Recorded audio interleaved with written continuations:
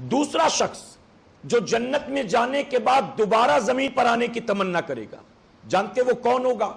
Business man نہیں، لکھپتی کروڑ پتی نہیں، دنیا کا بڑے عہدے دار نہیں، سرمایہ دار نہیں، زمیندار نہیں، چودھری نہیں، کون ہوگا؟ فرمایا گیا جنہوں نے اللہ کی راہ میں اپنی گردن کو کٹایا ہوگا وہ جنت میں تمنا کریں گے کہ ہمیں دوبارہ زمین پر جانے کا موقع مل جائے۔ رب فرمائے گا زمین پر کیوں جانا چاہتے ہو؟ تو جواب دیں گے کہ مولا جو تیری راہ میں گردن کٹانے میں مزہ آتا ہے تیری جنت میں وہ مزہ نہیں آتا، ہمیں دوبارہ موقع دے دے تاکہ زمین پر جا کر تیرے نام پر ہم اپنی گردن کو کٹائیں۔ تو ذرا سوچیں، جب گردن کو کٹانے میں مزہ آتا ہے یہ وہ کہتا ہے جو جنت میں جو شہید ہے اللہ کے نام پر، وہ کہتا ہے اے مسلمانوں میں بھی تم سے کہتا ہوں تم گردن کٹا نہیں سکتے، اپنے سر کو جھکانا تو شروع کر دو، یقیناً گردن کٹانے میں بھی مزہ آتا ہے اور صبح شام اللہ کی راہ میں سر جھکانے میں بھی مزہ آتا ہے۔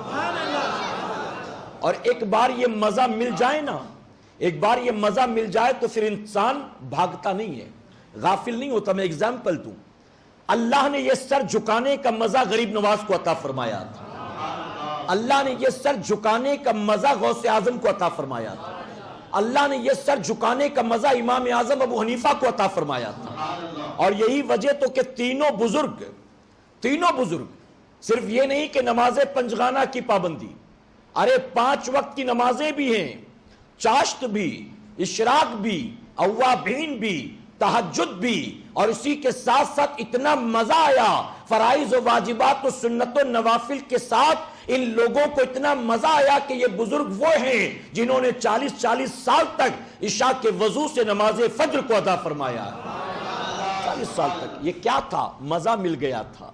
اللہ نے یہ سر جھکانے کا مزہ صدیق اکبر کو عطا فرمایا تھا کہ ایک رات کھڑے ہوتے قیام میں قرآن کی تلاوت کرتے تو پوری رات قرآن کی تلاوت میں گزر جایا کرتی تھی، نہ رکوع کا خیال نہ سجدوں کا ہوش، قرآن کی تلاوت میں پوری رات۔